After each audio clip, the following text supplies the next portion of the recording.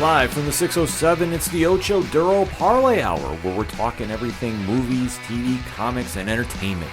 Join in the conversation on social media with the hashtag ODPH, because here we go.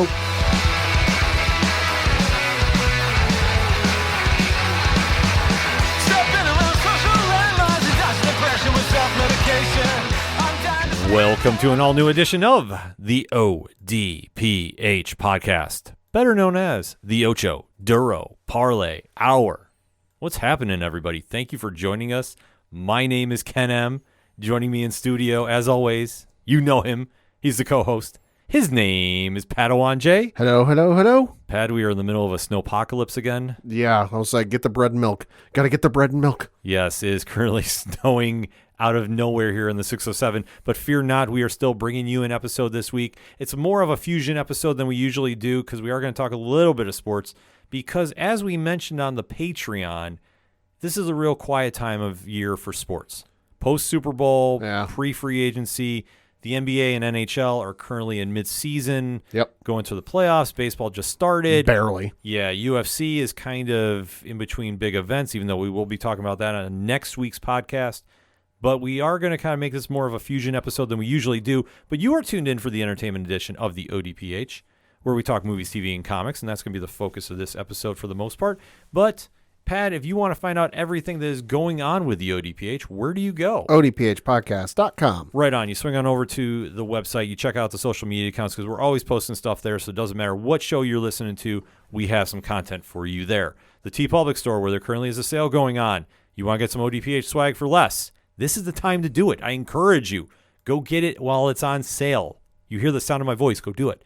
The Patreon link is right there, as I mentioned, which has an exclusive review of a brand new comic from DC Comics on there just for the patrons. So if you want to find out about that, one tier gets you in the door, but the $2 will keep you there. If you also check out the Parlay Points blog section, ton of reviews we'll talk about later in the show. The directory where you can find friends of the show, such as 3FN Podcasts. The classifieds is where you find the friends, because the directory has got so much going on with it. I sometimes get confused because, Pat, how many providers are we on? 222,000. Sounds about right to me. See, there is so much going on at the website, I even get confused. So that's why I encourage you, if you want to find out everything that's going on with the ODPH, swing on over to odphpodcast.com. And always remember on social media, use the hashtag ODPHpod.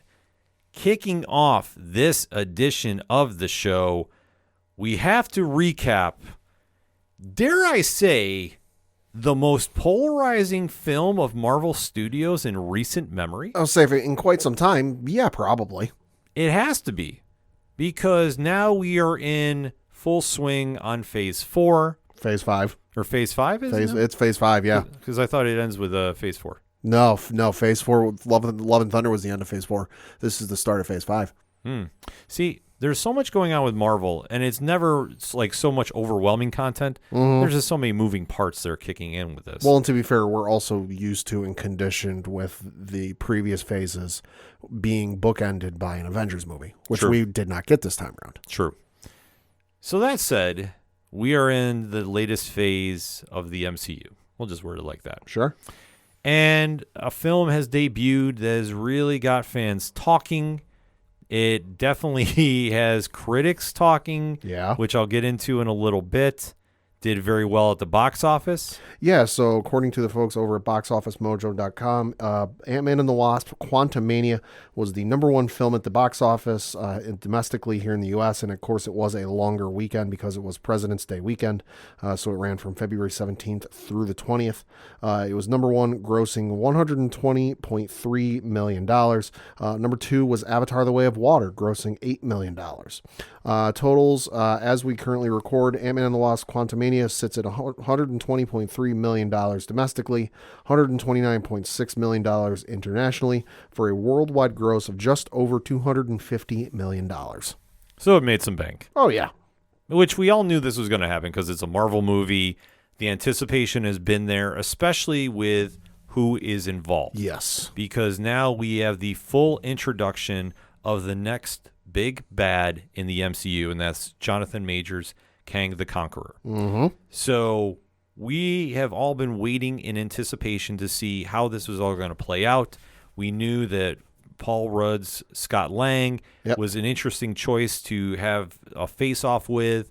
We know Evangeline Lilly was back as Hope Van Dyne. And how is this all going to play out was the big X factor about this. Mm-hmm. So we have seen the movie, Yes. and what we're going to do, like we always do on the ODPH, and if you're a first-time listener, thank you very much for checking us out. We do appreciate the follow, and drop a 5-star review on your favorite podcatcher. We like to give a spoiler-free statement about the movie. And if you haven't seen the movie for whatever reason, don't worry. So like I say, we're not going to spoil anything then. However, though, we are going to give you a countdown if you need to duck out for whatever reason. You don't want to hear about any spoilers. You really want to just go in cold to it. After that countdown, though, you've been fair warned to get out. Otherwise, we deep dive and we hold nothing back. So you have been warned yet again. So I can't stress this. Don't hit us up on social media and go, oh, I didn't realize you guys were talking spoilers. We spell it out for you very, very easily. After the countdown, it's game on. So that said, it is time to talk Ant-Man and the Wasp Quantumania, brother. So, Pad, give me your spoiler-free statement.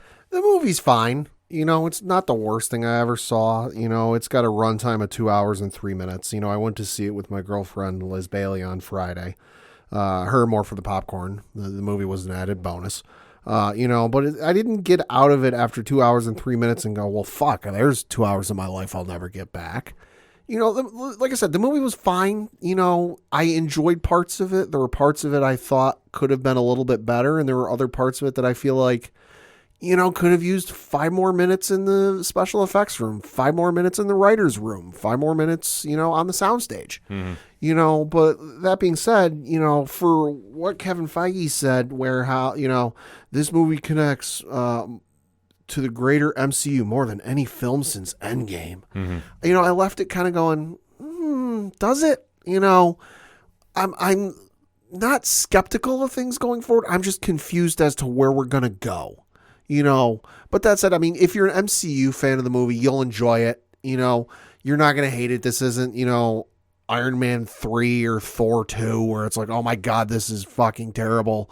Why, like, does it have its flaws? Yes. Is it absolutely perfect? And is it a home run out? No. But I think if you're an MCU fan, I think you'll enjoy it. I've heard a great comparison online, and the more I replay the statement in my head, it makes even more sense. Okay. This is the best Fantastic Four movie without the Fantastic Four. That's not wrong. Legitimately. That's not wrong. Yeah. It's a good comparison. This movie is good, but it's not the end-all, be-all, blow-away Avengers Endgame. Yeah.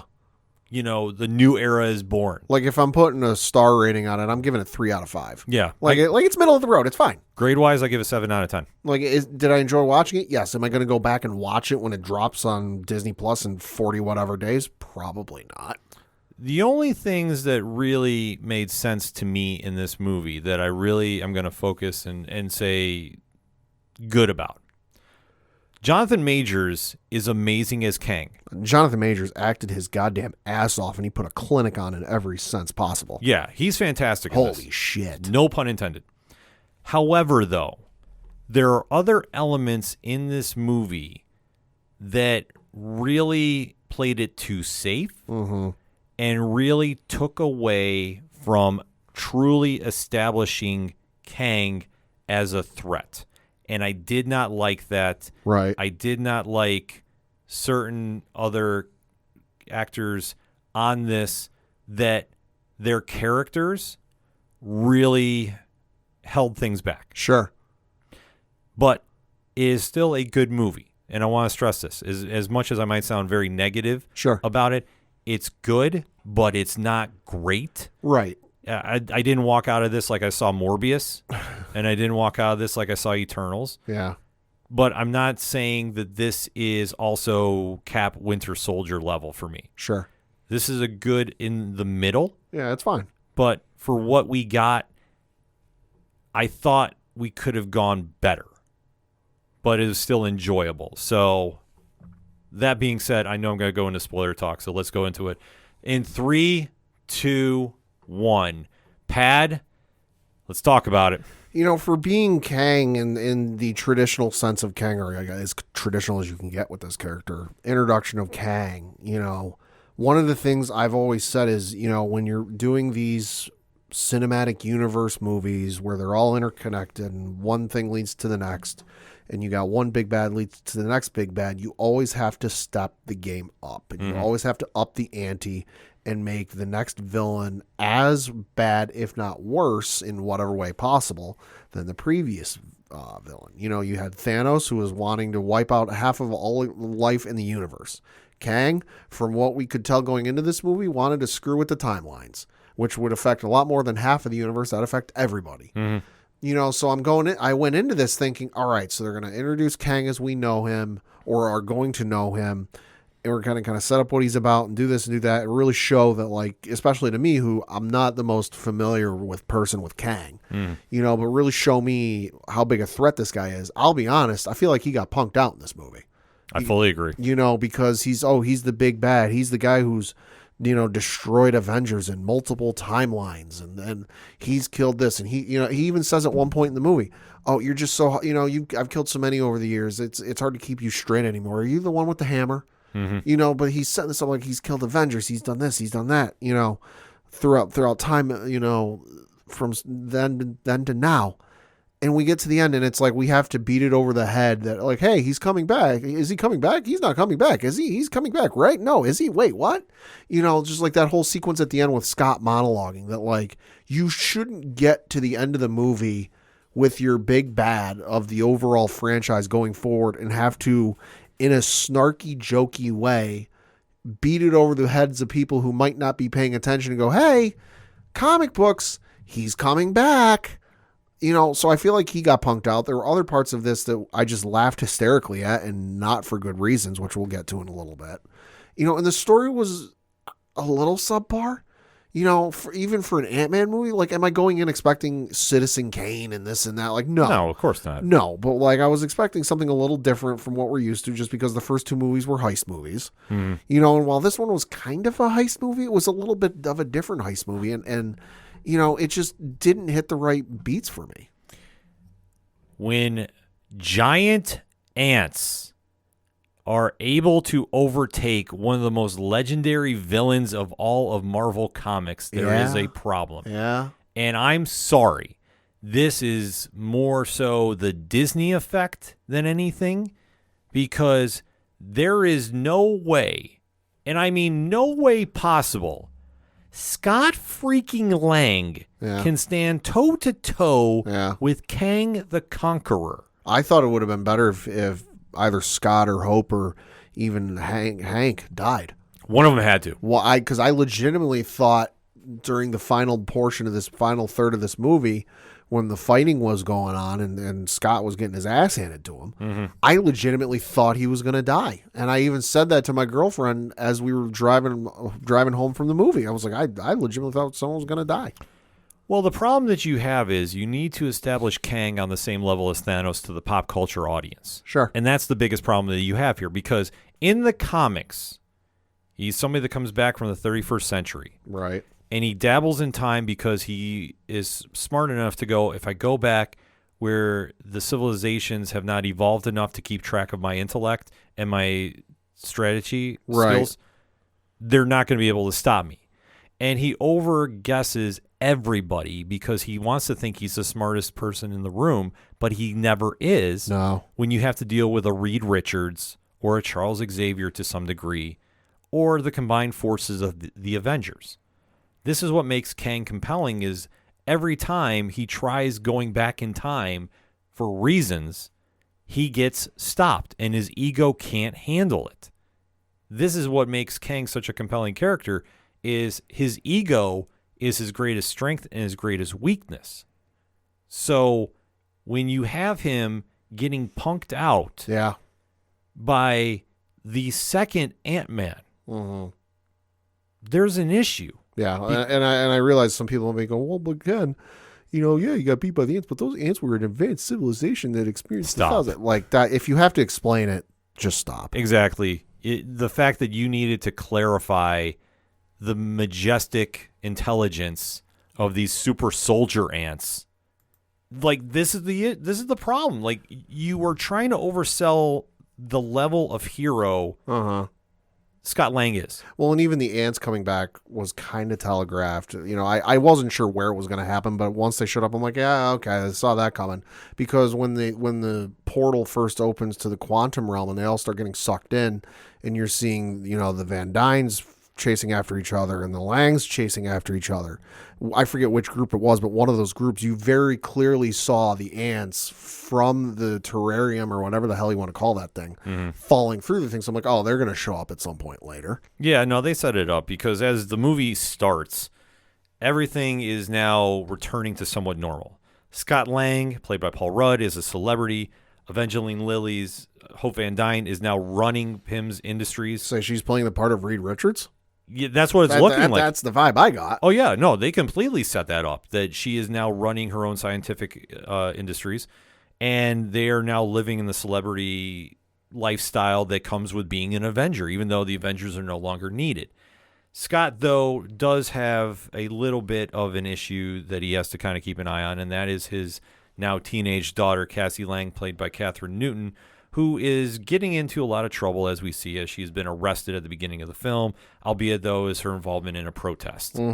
So as they return home, they meet up with Hank Pym, played by Michael Douglas, and Janet Van Dyne, the original Wasp, played by Michelle Pfeiffer, who is just really kind of having the family moment where, like I say, this is where the Fantastic Four vibes now are. You can kind of see come together. Yeah. Because who's the first family in Marvel? The Richards. And Ben Grimm and you know such, but you can kind of see that they're implementing the Langs and Van Dynes here.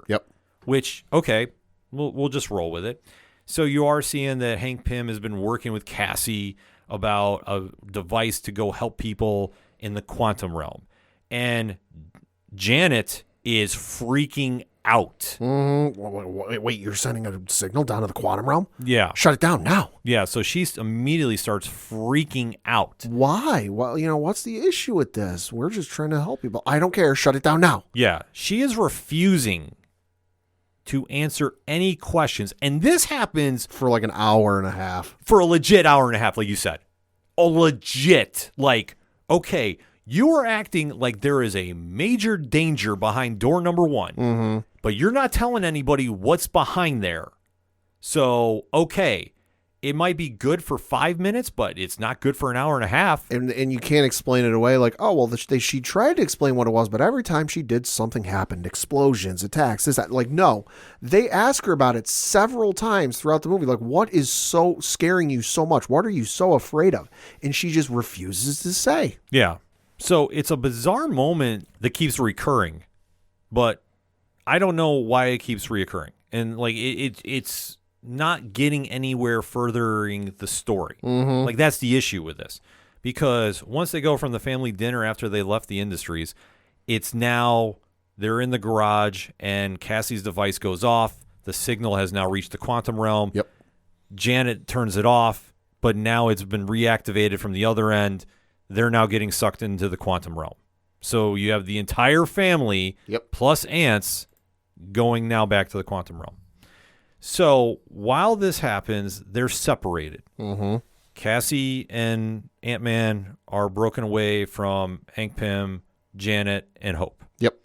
And during this time, they now run into different members of the quantum realm, which is blowing their mind because in all the time Hank has studied the quantum realm, he never saw any sentient life down there. And he even goes at one point, oh, this changes everything we know about the universe and the progress of life and da.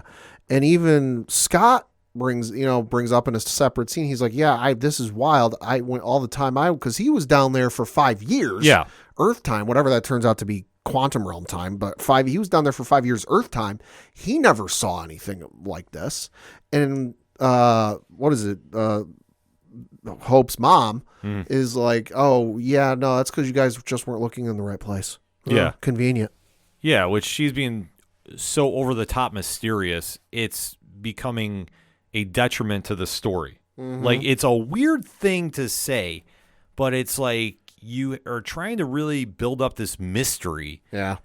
and it's not coming across that way. It's just becoming like a pause in the story to say, like, look at me, I'm mysterious. Like it's not translating anything. So now you have Scott and Cassie go off. They meet some of the freedom fighters. Literally their name. Yes. Of the quantum realm, where there's more of a Disney moment here. You're seeing a lot of different alien creatures. They have to drink ooze to translate. Yeah. You know, but this is more of the Disney effect that I mentioned a lot of times. We try doing stuff that's a little more, family fun. And this was, and for the most part, like this was good. It was meant for that comedic break. I mean, I know people are comparing it to Star Wars, which I'm like, I can see it to a degree. Well, I mean, the one thing is when you have so many aliens involved, and there's the over the top, humor with this. Okay, you can kind of understand. And then the freedom fighters are there explaining, what is, there's somebody that's going to be looking for them, and how do they know about Janet Van Dyne? Well, because Scott name drops Janet because Hope wants to stay, or not Hope, Cassie. Cassie wants to stay. Cassie wants to stay and help the freedom fighters because this is what she's all about. And Scott's like, listen, we can't. This isn't our fight. We have to go find Hope, Hank, and Janet. And the one freedom fighter goes, "What did you just say?" Yeah. So there's the reaction there that there's something going on, and that Janet Van Dyne is public enemy number 1. Well, in this case, public enemy number 2, but yeah. Right, because now the story shifts to the trio walking through the quantum realm, and Janet is still ducking answers that Hope and Hank Pym are asking her. Yeah, like at one point they're in like a Death Valley type of area where it's like super barren, no water. Yeah, Mad Max level. Yeah, almost verbatim. And there's this crew approaching them, and everyone's kind of scared. Like Hank's ready to fight. Hope gets out her stinger weapons, whatever they're called. She's ready to fight, and Janet's like, "Oh, don't worry, I got this." And then she goes around and she like rips some alien's arm off, stabs him with it, and they're like, and then, Hank and Hope are looking at her like, "The fuck is going on?"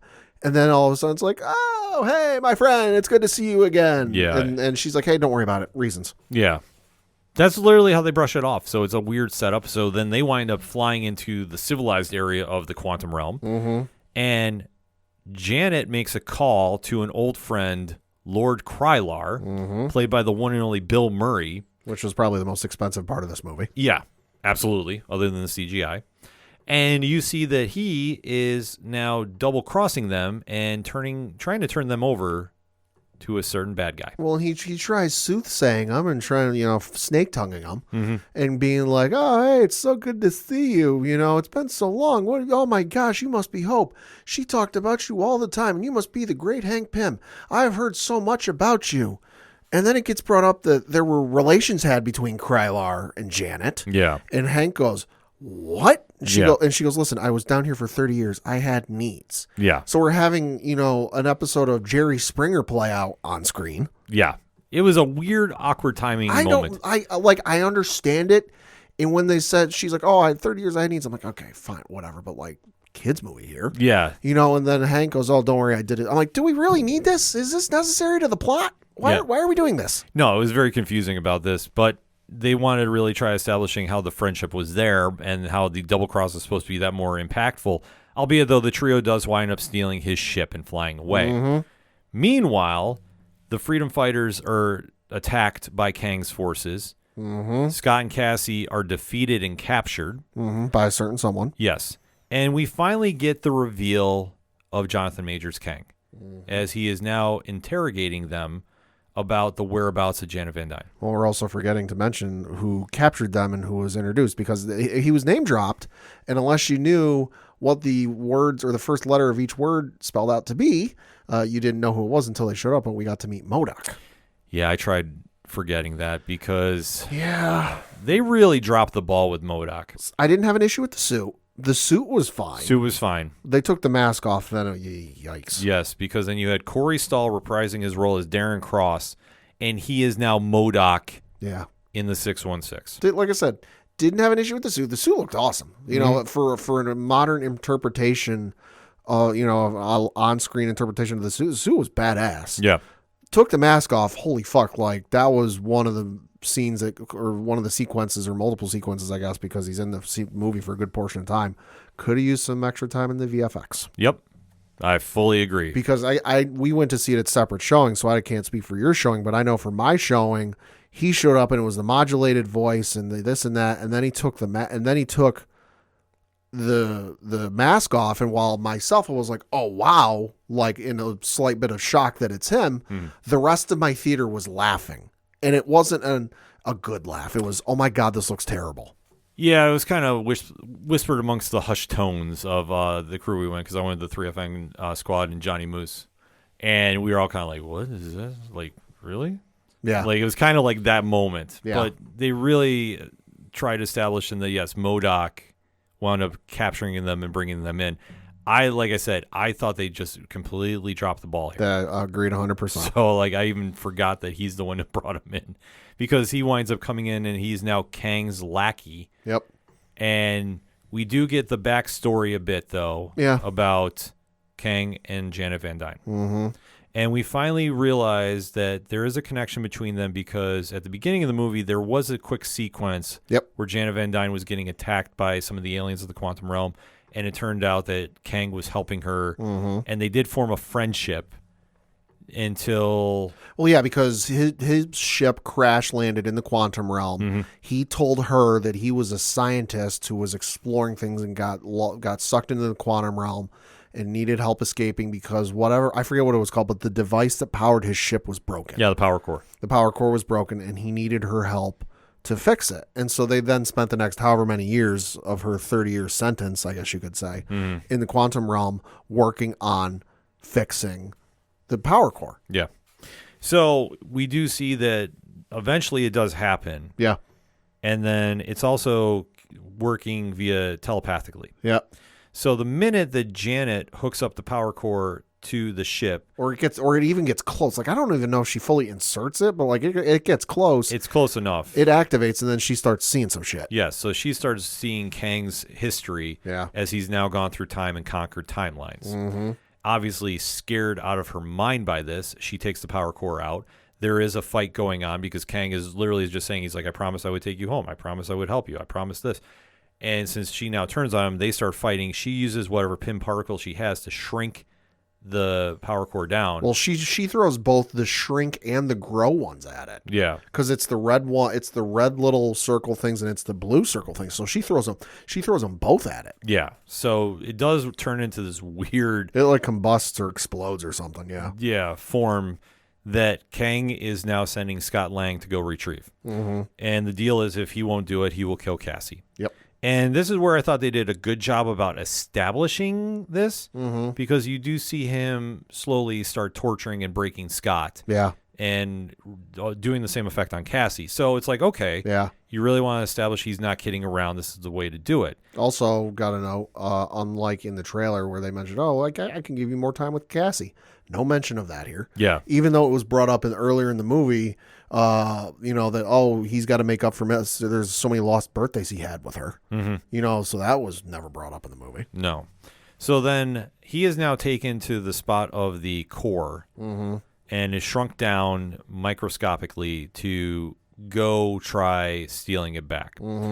This is now the point where things get a little trippy. So bear with us. Yeah.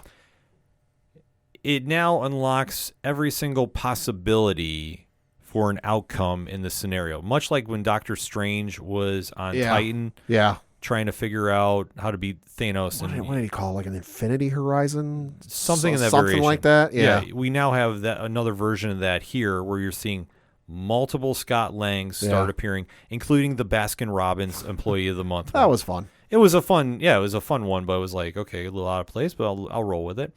So you do see him valiantly trying to go get the core. Meanwhile, Janet, Hope, and Hank Pym do make a play to go stop him from doing this. Hope makes her way into that quantum realm as well, and she shrinks down. There's multiple variants of the Wasp there too. Yeah.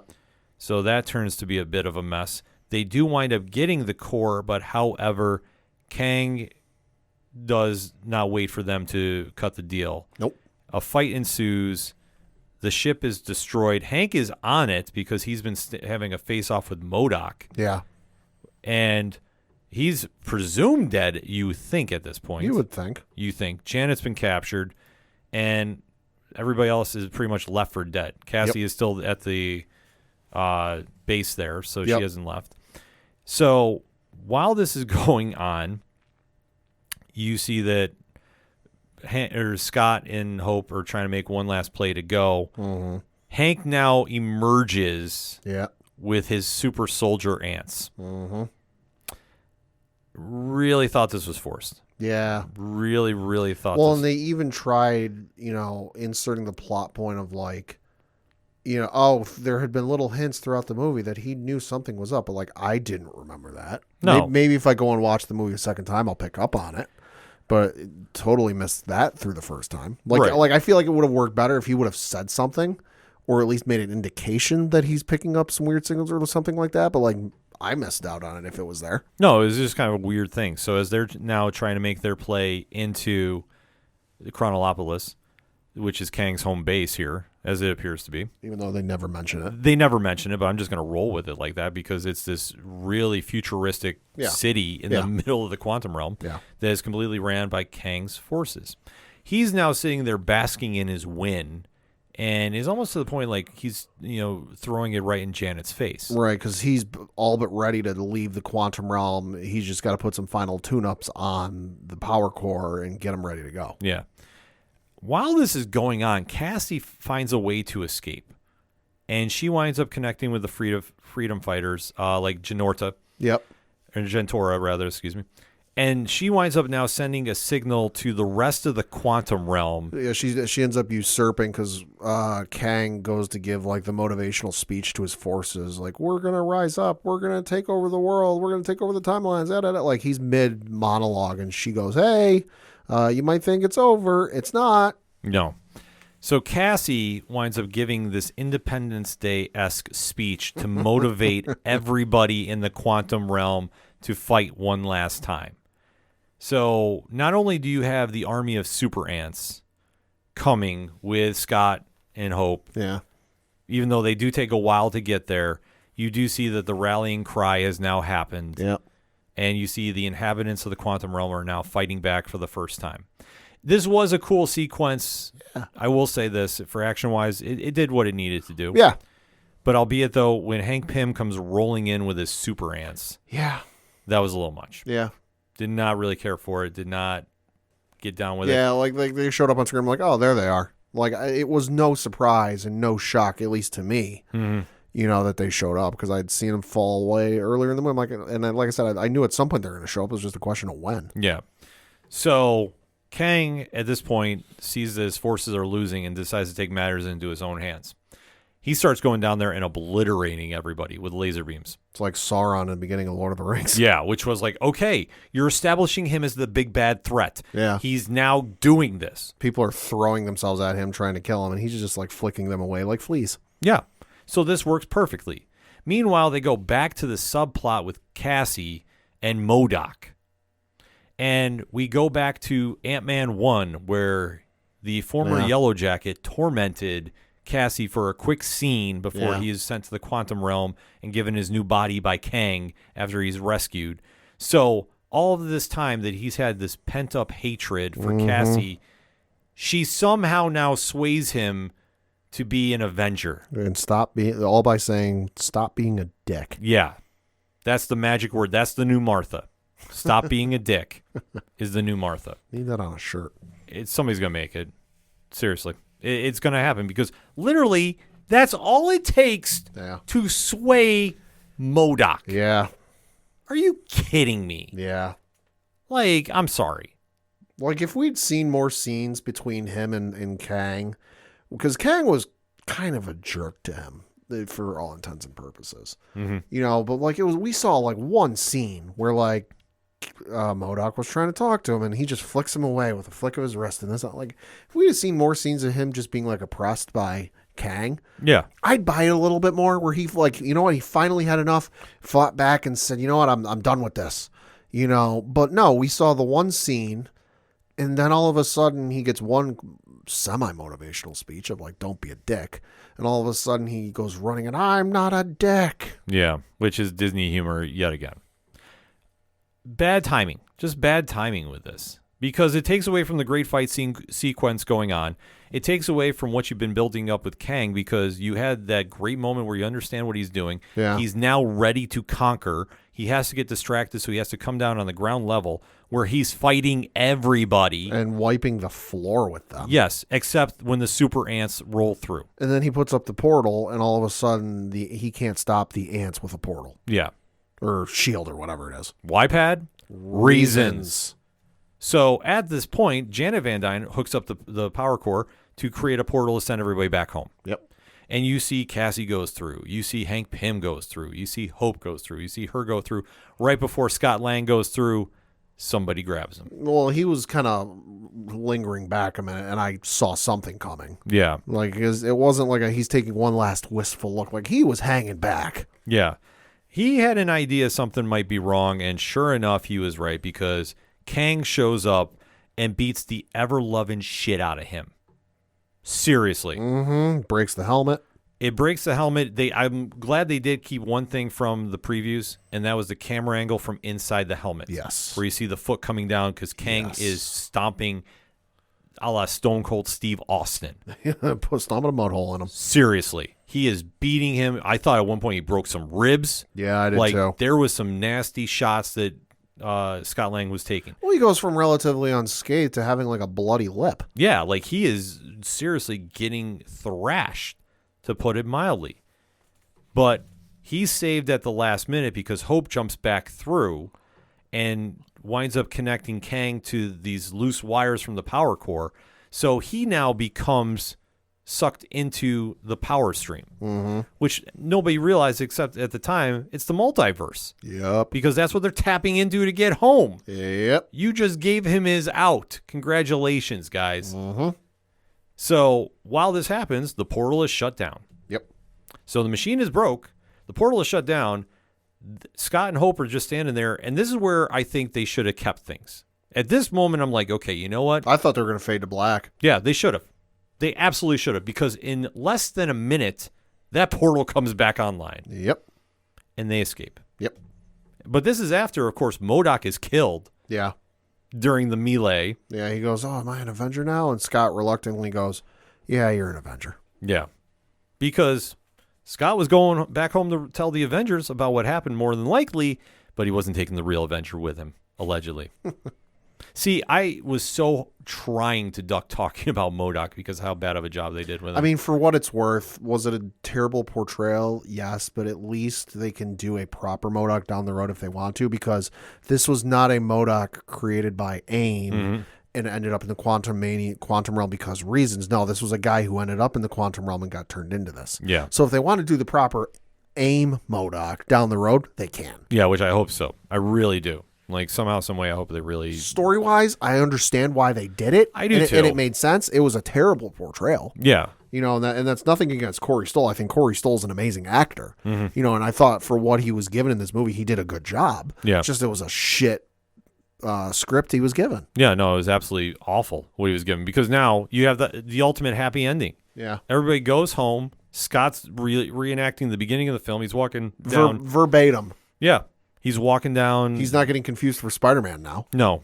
He's now reliving his celebrity. They're now recreating Cassie's birthday again, even though it's months away from when it's supposed to be. Yeah. And all the time, he's now having second thoughts if Kang has really escaped or not. And then this is where I had issue with this is like they're beating it over the head of he's coming back. He's coming back. Like when we get to one of the credit scenes and it's clear as shit he's coming back. Yeah.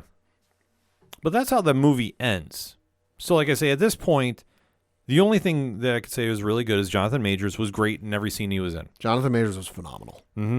I thought that Janet Van Dyne, Michelle Pfeiffer, was great. Yeah, she was. And except when she kept repeating that she would not talk about the quantum realm. I thought that really took away from the film. She was great otherwise. Like that was even... Well, yeah, because even though I'm just thinking of it, the line that annoyed me earlier in the movie before they ended up in the quantum realm was You know, when Cassie reveals the device, and Janet goes, "Well, why you never came to me about this? Why didn't you come to me about this?" And Hope looks at her and goes, "Mom, because you've never talked about it. You never want to talk about it. Why would we?" Yeah. And like I say, they kept trying to build up that mystery, and I think it just fell flat after 10 minutes. The mystery took too long. Yeah, it took way too long for a payoff, because even though you have the great story, like I said, between Majors and Pfeiffer, Yeah. everybody else was just kind of there. Yeah. And it's nothing against Catherine Newton, but her character was just like... She was good, but like I said, it's in the same lane as Corey Stoll. Yeah, bad writing. Good portrayal and good job on their part, just the writing was terrible. Yeah, writing was awful for her, because I'm just like, she's more of an annoyance than a help here to the story. Like, I'm sorry, like you feel like you're forced in there. You feel like we're forced to care about you instead of having this happen organically. Because every time she was in the quantum realm, it's like her one saving grace was the Independence Day speech. Yeah. After that, it was out the window. Yeah. Hank Pym being the end all be all force that stops Kang is a little much. Mm-hmm. Even though, I know they try selling him in the comics as the scientist supreme, which I do not buy. I think that they tried over extenuating his circumstances to like the point that he can hang with the elite of the elite. Right. And I'm sorry, there's no way that the common thief, Scott Lang, can hang with the master strategist known as Kang. I'm sorry, like you can't.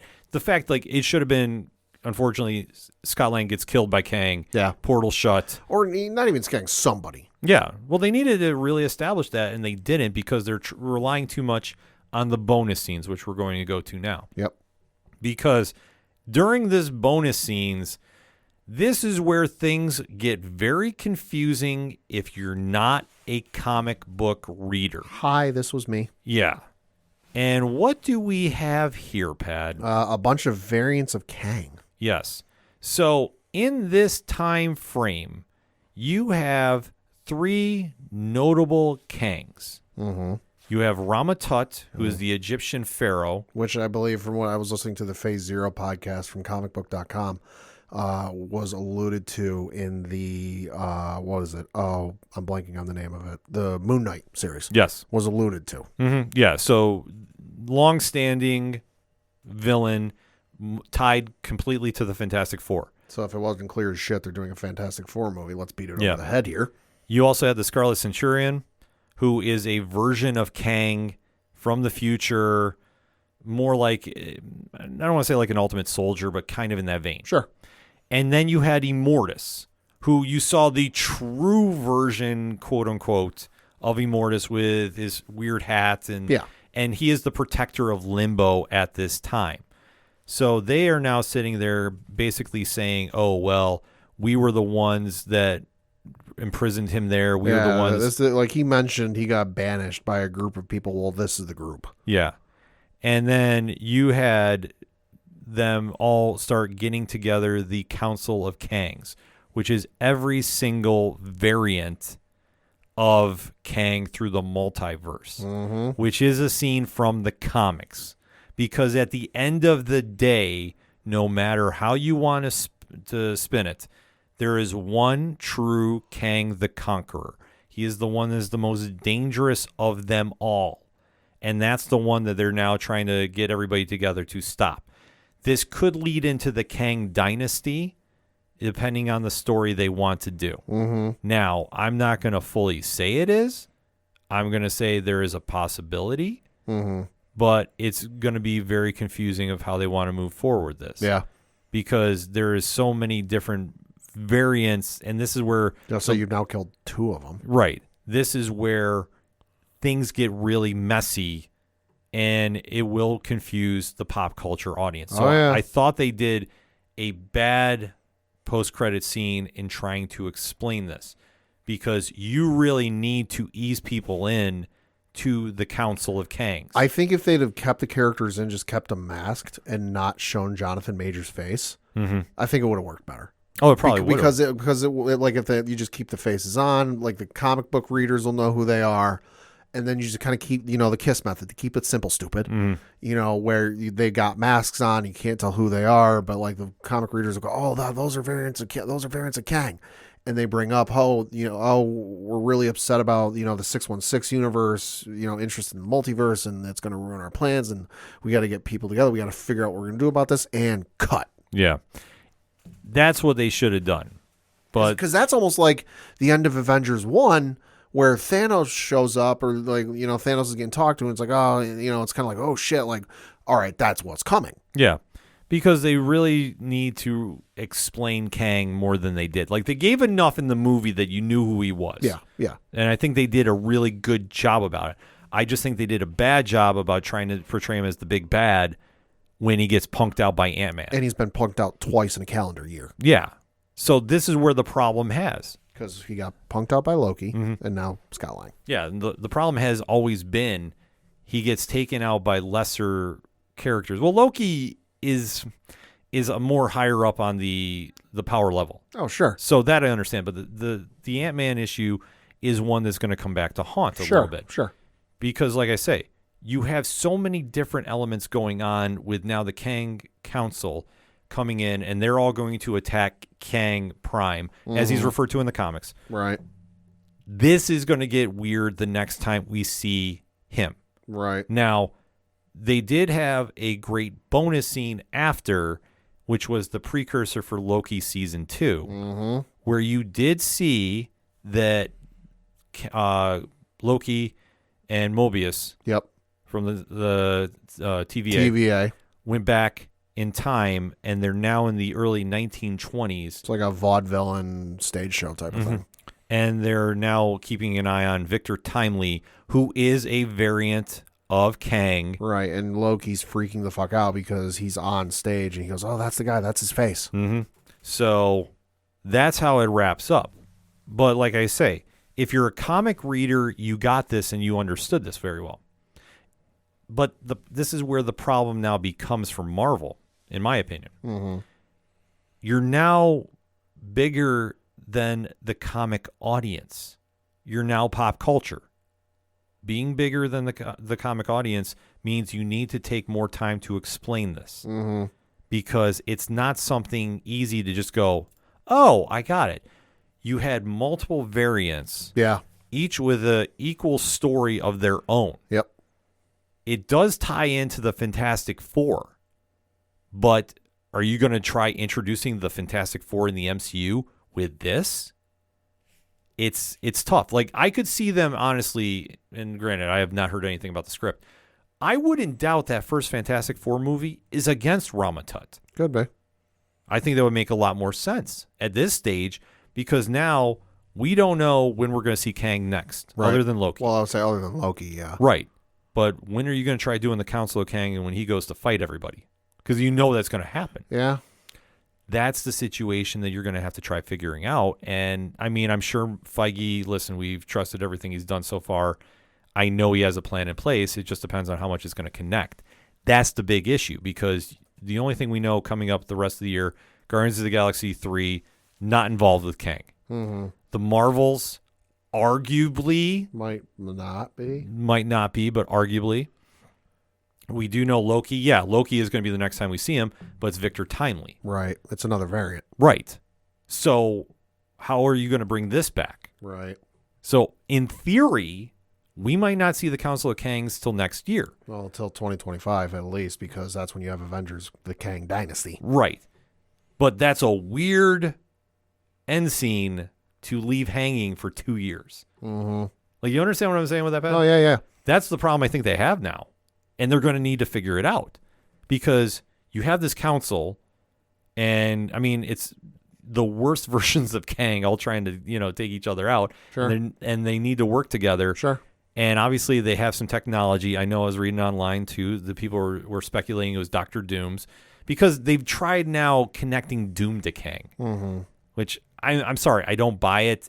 It's going to be, we all know that Kang is Nathan Richards, a descendant in the family of Reed Richards. So how this all shapes up is anybody's guess, and is all speculation. Just the only thing we know is, for introducing Kang, they did a good job. Yeah. But it could have been better. Oh, absolutely. That I think that for anybody that was doubting the future of the MCU and saying, well, maybe it's too much oversaturation, anything like that. No. But what I think they need to do, There's just too much on the plate right now. there's just way too much on the plate that they need to just cut up and break into portions. Well, and that's why I think it's smart that they announced within the last week or so that you're not going to see as many TV shows this coming year. So I think there's really only the two confirmed for this year, with one being Loki, and I forget what the other one is. Secret Invasion. Secret Invasion. So those are going to be the only two Marvel television shows you see on Disney Plus this year, which I think will help. It's because when you don't have 9 films and 14 TV shows to plan in a calendar year, it helps streamline things a little bit better. Yeah, and I think they're going to need to do this because to tell the Kang story right, you really have to make sure you have all your I's dotted and T's crossed. It can get messy because now you're dabbling in time travel. And this is one thing that we always complain about with The Flash. Yeah. That anytime you mess with time travel on a routine basis, and that's what they do with Kang, that's all he does. Right. It gets messy. You really need to make sure that you fine-tune it. Right.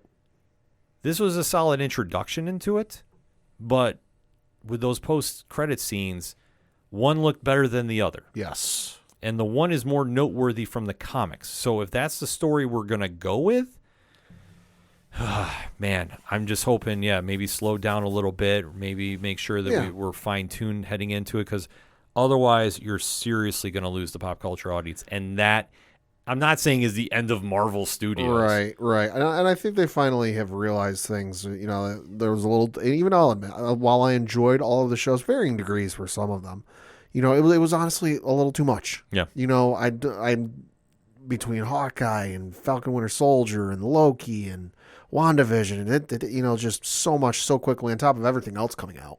That, okay, we're only going to keep it to the 2. We're only going to keep it to the 3 movies or whatever's coming out here. That's fine. Keep it streamlined. And I think with the kind of reception they've had from the fans with just kind of like maybe it's a vocal minority. I don't know what the percentage breaks out to. But the folks saying, hadn't been as good as since Endgame and since the build up to Endgame and this and that. And it has felt like that, but that's because we don't know where we're going. Right. I think they might realize, okay, we're kind of losing some folks. We need to take a step back, recollect ourselves, and get this shit together. Well, the big problem that you have after Endgame, to some, is you're now getting introduced to a wider and broader Marvel Cinematic Universe. Mm-hmm. There is multiple areas, and we have only begun to scratch the surface of characters in this MCU. Right. So you're not going to see Captain America. There's no need to. Well, you're going to let me rephrase it. You're not going to see Steve Rogers. Right. You're going to see Sam Wilson. Right. You're not going to see Tony Stark. You're going to see Riri Williams. Mm-hmm. Thor. It's a new generation. To be determined. Yeah, we'll see. Yeah. But you're also getting introduced to a lot more street-level heroes, especially the ones coming from Netflix. Right. You are going to see a little more supernatural coming, as we've seen with Werewolf by Night. And you're also seeing a little more cosmic pending the fallout from Guardians of the Galaxy. Mm-hmm. And that's pretty much the 3 big areas we're going to see, let alone whatever the fate is going to be of the X-Men/mutants in the MCU. Right, when they get brought in. Right. So like I say, it's a wider range that fans are going to have to get used to and find new favorites, because everybody is so used to the team they've seen now. You have to get used to the new versions of heroes that are out there in the MCU. That's going to be the challenge. So I think fans are ready for it, but you have to ease them in, because we've had the original MCU cast for how long? God, 10 plus years. Right. Change does scare a lot of people, and especially with how much they were coming with new characters, that could be something that's going to really test the pop culture audience. Mm-hmm. It's not, insurmountable odds. No, God, no. But like I say, when you deal with a wider and broader MCU, you're going to have a lot of faces that you are going to have to connect with fandom. You just got to tell great stories and go back to that formula you've always done. Mm-hmm. Focus on the stories, focus on the characters, and really sell it to the pop culture audience. You can definitely do it. So that said, Pat, final thoughts on this movie. Like I said, movie was all right. It wasn't anything like home run, smash hit, greatest movie of all time, but it was fun. It had its moments, and there were certainly some moments that could have been better. That being said, I don't know if I'll watch it again anytime soon. Probably some point down the road, if I'm doing a rewatch of the stuff after Endgame. But do I see myself jumping day one when this movie comes out on Disney Plus in like a couple months? Probably not. Yeah, I'm with you. This movie, like I said, 7 out of 10. And it's better than average, but it's not great. There are quite noticeable flaws through this. Quite big noticeable flaws, I should say. You do have a lot of characters in this that didn't need to be in this. And you also had a David versus Goliath that wasn't needed. No. Especially not when this is Goliath's first appearance, that you really need to establish how much of a true threat that person is. Granted, Jonathan Majors did a phenomenal job with the material he had, and Michelle Pfeiffer too. Everybody else just kind of found their way in this movie, but it kind of felt like more like the Disney happy ending formula that we've seen time in and time out. It's only going to work for so much, but long term, this movie is just going to be a blip on the radar, in my opinion. It's still a fun one. It's still worth watching, but I agree with you. I'm not going to exactly be camped out in front of my TV on Disney Plus Day when this drops. Like, will I watch it again? Yeah, if it's on, sure. But I'm not actively seeking it out unless I really want to rewatch Jonathan Majors' performance as Kang, because that's the takeaway I have from this. Everything else was a nice story and fit into the Disney/Marvel mold, but there are certain cracks in it that I just could not look past, and I can't really co-sign in saying this was a phenomenal movie. But if this is your movie and you're super excited about it, by all means, be excited about it. Don't let us kind of sway your opinion about this. We just gave you our thoughts about this, but now we want to hear yours, ODPH Society. Hit us up on that hashtag ODPH Pod. Ant-Man and the Wasp, Quantumania, brother. Give us your thoughts. We're going to take a quick break. We'll be right back. Hi everybody, this is Anthony from They Called Us a Movie, inviting you to join us on a journey through the B-movies, bargain bins, and box office disasters of movie history. Each week, we put a movie under the microscope to try to figure out what went wrong, what went right, and what went somewhere in between. Check us out wherever you get your podcast by searching They Called Us a Movie, and find us on Twitter and Instagram at TicTamPod. That's TCTAM Pod. They Called Us a Movie, testing the strength of friendships, one terrible movie at a time. Coming back for another segment on this edition of the ODPH podcast, and it's time to talk television's biggest show. By far and away, each and every week, we are blown away by the performances of Pedro Pascal in the title role of Joel and Bella Ramsey in the title role of Ellie. And Pad, what show are we talking about? The Last of Us. Yes, it has been dominating ratings and viewers' minds each and every Sunday night, 9 p.m. Eastern Standard Time on HBO Max. And the video game adaptation has definitely got people talking. So that said, we are going to be talking about the latest episode 6, entitled Kin. So you know the deal by now. Spoiler-free statement, countdown, spoiler talk. So Pad, that said, spoiler-free statement on Kin. Thought it was a good episode, and holy fuck, that cliffhanger ending. Yeah. Goddamn. Yeah. They did a great job with the cliffhanger ending. They took some liberties from the video game, I hear. So interesting to see how this all plays out. But it didn't take anything away from it. I was trying to think if there was anything I really didn't like about this episode, but strong acting, strong writing yet again wins out, and it is a must-watch show nevertheless. So if you haven't checked it out, make sure you do. That said, in 3, 2, 1, let's talk. I thought they did a great job with their story, and I know they varied from the video game a little bit. Sure. Because as we get into the ending, it is different. But the one thing that I've heard that is different from the video game is Jackson, Wyoming, where Tommy is now already established. That was in game 2 from what I've heard. Okay. So if that is true, I think that's very interesting. I'm not saying to speculate about anything with this series other than that. Sure. But I think they're being smart about it by mixing it up just a little bit. Keeps the video game players on their toes. Right. So that would be the only thing that I think would be slightly interesting with that. Because like we said, I have not played enough of the game to say I'm an aficionado by any stretch of the imagination. But I want to say if they are speeding things up a little bit and certain characters they are introducing, it does make sense. But we do know that there's only 2 video games of this. And we have heard talk that there are some rumblings about a third one now coming. They said if they want to, they might. Then nothing's confirmed. Right. But obviously if they're mentioning it out loud, you know something's up with it. Yeah. So this episode, though, kicks off with a few months after we saw the tragic deaths of Henry and Sam in Kansas City. Which, thanks for the knife twist again, reminding us of that. Yeah, but it's something the show does and does very well. Like, they don't let you forget a lot about the previous episodes. They want to keep everything still very fresh. Yep. And it does make a lot of sense as they move forward with it. So I don't mind that as much. Like I say, I think they do a very, very solid job with that. Yeah. And they definitely keep things moving at a brisk pace. So like I say, if they are doing a little bit of time jump, so to speak, as they are, it's fine with me. Like I say, I have no real problem with it. So now the pair has made their way to Jackson, Wyoming. Why is this important, Pad? This is where Joel has been told his brother Tommy is currently living. Right.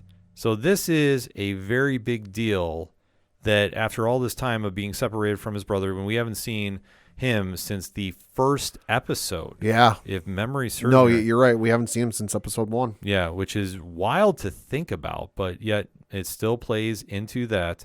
And that's Gabriel Luna, who is returning as Tommy, Joel's younger brother, is now flourishing in a community that it seems untouched by the fungus virus that is going around. I will say kudos to these people who built this community, because you could teach The Walking Dead a few things. Yes. Because holy fuck. No, like, this place has got massive walls that are real thick, hard to get through. You know, they've got electricity, and they've got power. They've got like a movie theater, you know, with an old school film movie projector. You know, they got it all going on. Yeah. No, they definitely have a lot happening here, which is a bit of a surprise. So now it seems like the utopia is here. Okay, well, how do we do this? Yeah. You know, how do we find our way here? And you are seeing that there is a lot of question marks about what Joel and Ellie are up to. Right. Because they come into town. Tommy is now going to be a father because his wife Maria is now pregnant. So he is very reluctant to do anything outside of the community, because obviously he's got priorities at home. And Joel is sitting there trying to convince him to take Ellie to where she needs to go. Yep. Because he is now starting to crack. And completely understandable. If you've been seeing the amount of stuff that he has gone through. He's been through some shit. Yeah. This is kind of one of the more interesting phases that we've seen. So I completely understand that if he's like, listen, I can't do this, and you're breaking, you know, from this happening. Yeah, it makes perfect sense. Yeah. So like I said, I had no real issue with this. Is just kind of going, okay, well, what do we do from here if you can't go? Because if you can't go, this isn't going to play. Because the only time that we've had anybody really kind of give them like a sense of normalcy talk is the couple that they ran into on the way in the beginning, which I say we didn't really want to spend a lot of time talking about. Yeah. Because there really wasn't too much other than they were just advised, don't go west. Yeah. Go east. There was like a river or a creek or something. They're like, don't cross this point. Oh, where should we go? Back east. Yeah. So they do wind up going, obviously, to Wyoming. And that's, like I said, this is where Joel is just drained. I mean, that's the easiest way to describe it. I mean, they've gone from Boston to Wyoming in a very short span of time. So all this time, he's sitting there trying to get rid of Ellie. Ellie is sitting there, you know, like not willing to have Joel leave her. Because even though he's not saying anything in front of her about it, she's picking up on it. Yeah. And they do this great connection scene. Like I said, Bella Ramsey did this scene amazing. And you can see her saying, like, I don't want somebody else. I want you to protect me. Like, you've done this. Cut the shit. Yeah, like, we can do this. And Joel is just sitting there like he can't, because he's worried that he can't protect her. And with all the stuff he's done, I mean, he's only human. Like, he's only human after all. Yeah. he's only doing what he can do, but it's just taking the time to break him. But didn't he bring up at one point with Tommy about losing his sight or something like that? Yeah, he said that he's starting to deteriorate a little bit. Yeah, he's not as sharp as he once was. Yeah, but you do see that he's still trying to push forward though, and Tommy is just sitting there just denying it from happening as well. So it is kind of an interesting scenario in that play.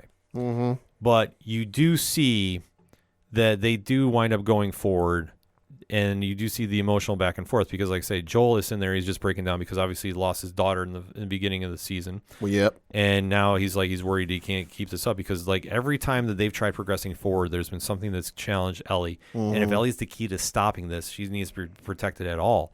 And it's so much of an emotional toll. Like I say, I can't stress it enough about the acting on this. Phenomenal acting. Yeah, you just see, like I said, Bella Ramsey brought out something in Pedro Pascal on this, and like, you see him breaking, and it's just her acting that draws it out. I mean, that's how you know you have something special with this show. So they do wind up going, though, after all, because in the morning, because they kind of sleep on the decision, but in the morning, like, Joel is kind of like, listen, whatever you want to decide, who goes with you? And Ellie throws her bag into his gut and says, like, we're going to Colorado. Yeah. So they wind up traveling to the University of Colorado from here. Mm-hmm. And they are given the open invite about coming back to Jackson when they're done. Yep. But they wind up going to the university because they're also trying to figure out what is going on there, if they can do something with the cure. Obviously, they get to the campus. It's completely a ghost town. Yeah. They wind up making their way into the laboratory. That's been trashed. Yep. They wind up taking a look on a map, and all signs now point to Utah. Mm-hmm. During their time in the university, they do see another group of thieves walking around. Well, and they also come upon a group of monkeys in said laboratory, which, looking back, might have tipped off the folks in the area that someone was there. Yeah. If you got a bunch of lab monkeys who normally don't say anything unless you approach them, all of a sudden start making loud noises and run outside, might be a good indicator someone's there. Yeah. So it is a very interesting point to bring up about those monkeys running around, because I was like, are they infected or what's going on there? My guess was just they were, unfortunately, lab experiments of some sort that just when shit hit the fan, they were left there. Yeah, that's what I was thinking too. Because to my knowledge, and at least the way they've shown it in the show, we don't know if anything happens to animals in this with this. It's kind of like The Walking Dead. It's like not really ever explained. Yeah, like that's what I was fearing, that they were getting experimented on, which I was like, oh no, this is gonna be bad. This is just a bad idea, top to bottom. Right. So that said, Joel and Ellie try making the escape. They do run into one of the thieves. Yeah. Joel fends him off. Yeah. And kills him, but during the time, he gets stabbed. With like a spike. Right. Which this is different from the video game from what I heard, because I believe he fell off a railing. Oh, okay. And was impaled. Oh, okay. So he does bleed out here, so this is not anything super drastic from right the show. Right. Or the video game, rather. So they do wind up escaping on horseback, though, that's how they travel there. Yep. And while they're traveling, Joel collapses. Well, yeah, from the loss of blood. Yeah. So the final image of this episode is Joel dying in front of Ellie after they've basically reconnected and said, listen, I can't survive without you. Yeah. And Ellie is just standing over him crying her eyes out. Yeah. I was watching this with my girlfriend Liz, and she's really gotten into the show, and she's like, no, it can't end there. No, it can't end there. And then the credits start rolling. Right. And she just goes, God damn it. Right, which, I mean, this is a crazy thing to think about, but with the show being, I don't want to say it's on borrowed time, but let's face it, there's only 2 video games. They'll say there's only 2 video games, and they've already said season 2 is going to focus on the stuff from part 2. Right. Where do you go from here? Like, you know that certain characters on borrowed time. Like, I know one is on extremely borrowed time. Yeah, he is. So, that said, you know, you have to think like, okay, how can we drag this out now for 3 more episodes in the season? Mm-hmm. And is it possible we speed things up? Because like I say, the thing about Jackson, I thought, if I read correctly, and if I'm wrong, obviously ODPH pod, correct me, doesn't come into play until the season or there could be some stuff though, that because Neil Druckmann, who wrote and was involved with the development of the game. Could have some stuff that like was going to be used in the game but got cut for whatever reason, time, budget, because budget does factor into video games, or just lack of resources or whatever, that they could insert into this story for season 1, season 2. So that could play a part into it. It could be. I mean, it might have my signals crossed though, because there is the horse that's involved, and I guess the horse is not in till part 2 of Last of Us. So that's probably where I'm thinking of, because we did see the horse Shimmer. Right. Oh yeah. Was in that's from video game 2. Right. So like I said, that might be throwing me off of Jackson. Either way, we still had a great episode that did a lot to reconnect the pair and kind of give them a new purpose, but yet now you're seeing them trying to figure out what are you going to do without me, and now we have a real situation where things look bleak enough that somebody's not going to survive. I mean, Pat, final thoughts on the episode? Phenomenal episode. I'm excited to see where this goes, and it's one of the best shows I've ever seen, hands down. Yeah, this show is absolutely crushing it. Even if you're not into video games, you need to go check the show out. Yeah. The acting and writing has been superb thus far. Yeah, I'd say my girlfriend, who like her main foray with video games is like Pokemon, and that's kind of it, is loving this show. Yeah, there's no way you can't, because, like I say, Bella Ramsey is getting something out of Pedro Pascal and really drawing his emotions out with his acting. And like vice versa, because I mean, we've seen Pedro in a lot of things, in a lot of various different roles. I don't think, and I could be wrong about this, maybe it's just me, I'm seeing Bella really challenge him. And like they say, when you have a great pairing of actors, you see them bring out the best in each other. That's what we're seeing here. Yeah. And Bella's really getting something out of Pedro here that I haven't seen a lot of people do. And this is great. And this is why it's connecting so much, because you're seeing the challenge go on. You're seeing how they are really stuck with each other. And the fear of losing one of them is absolutely terrifying. And now it's right there in their face. Like, how do you plan for this? Crazy. It's absolutely crazy. But like we say, it's one of the best shows on TV for a reason. And this is deserving all the praise it's getting. 3 more episodes left. And I have no idea where we're going with this. If Joel even survives, I think it'd be wild that they killed him off in this season. Or does he make it to next season? Does he magically survive? Or what about Ellie? Does she make it to next season? Plot twist. Dun, dun, dun. But in the meantime, hit us up on that hashtag ODPHpod. What is your thoughts about The Last of Us Episode 6 entitled Kin? Hit us up. Let us know. We're going to take a quick break. We'll be right back. Do not adjust your dial. Or, well, your phone, your watch, or whatever the heck you're using to listen to the awesome podcast you're currently listening to. I am the Duke of Nerds, Tyler Mack, and I am here to tell you that being a nerd can be a bit overwhelming, especially after 30. Life moves pretty fast in our nerd culture, and if you don't take the time to notice things, you miss out. That's why I'm here. As your Duke of Nerds, I am charged with educating, enlightening, and entertaining you on all things nerdy. I do it by running the 30 to Nerdy podcast. 30 to Nerdy is a Badcast Company production and currently playing wherever you cast your pod. Follow along each episode using the hashtag 30andNerdyPod. And check out what all is going on at 30andNerdyPodcast.com. Whether it's DC, Marvel, comics, or video games, I have got you covered. So tune in now. Cheers to you, nerds. Coming back for the final segment on this edition of the ODPH podcast. Pad, what do you have? Got a couple things to talk about, sports-wise. Obviously, the one of which being the local minute, and looking at the standings for the Federal Prospects Hockey League. That, of course, is the league our local Binghamton Black Bears play in. In the Empire Division, Binghamton's still sitting in second place behind Danbury. Danbury with a record of 28 wins, 6 losses, and then 5 losses in overtime or shootout.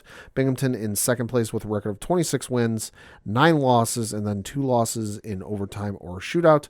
Looking at their record or their schedule, from this past week, they had a game on Friday, February 17th. That was at home against the Danbury Hat Tricks, where they lost by the final score of 3-2.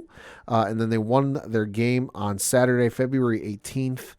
against the Elmira Mammoth by the final score of 4-1. So looking ahead to their schedule, they have this upcoming weekend. They have 2 games, both of them at home, both against the Carolina Thunderbirds. There's a game on Friday at 7 o'clock Eastern against the Carolina Thunderbirds, and another game on Saturday, same great time, same great place, against the Carolina Thunderbirds at 7 o'clock p.m. Eastern. For more tickets, information, and all that good stuff, because, hey, there's also a game on Sunday, so they got a three-peat. I'm just looking at this. They got a three-peat. The game on Sunday, though, is at 3 o'clock Eastern. So note the special time. So for more tickets, information, and all that good stuff, BinghamtonBlackBears.com.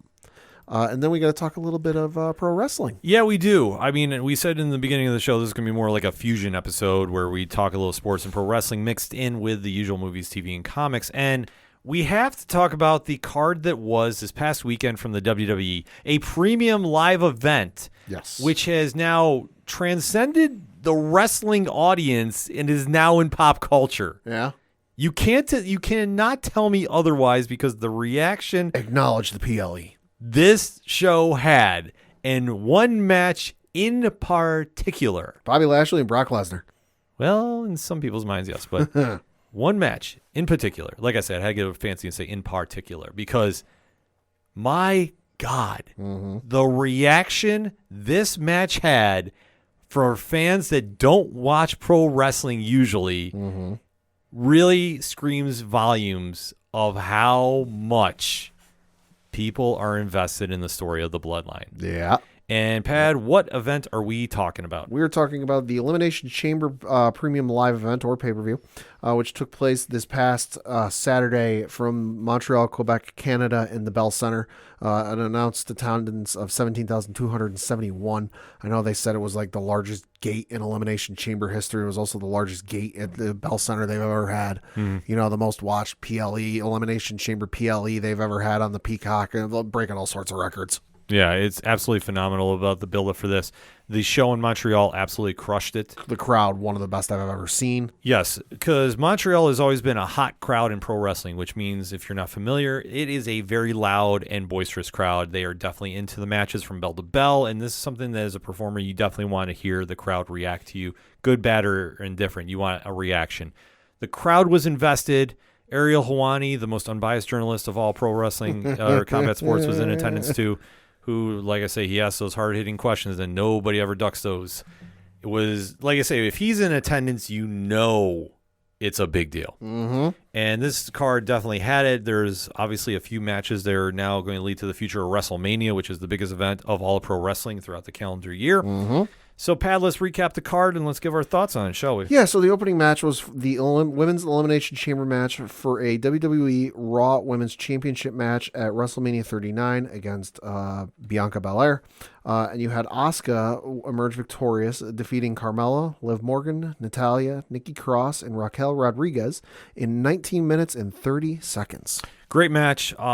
Very fun Elimination Chamber, I have to say. Match went quicker than I thought, because I'll be honest, I thought this match was like under 10 minutes, and then I didn't realize until I was listening to 607 TWS this week that it was 19 minutes. I'm like, holy fuck, that was longer than I thought it was. It was definitely longer. They definitely had some great spots in there. I thought Yeah. Carmella being the heel running into different pods was a cool spot, but we all had an idea this was going to be Asuka's to lose, and she came in there and obviously proved her dominance.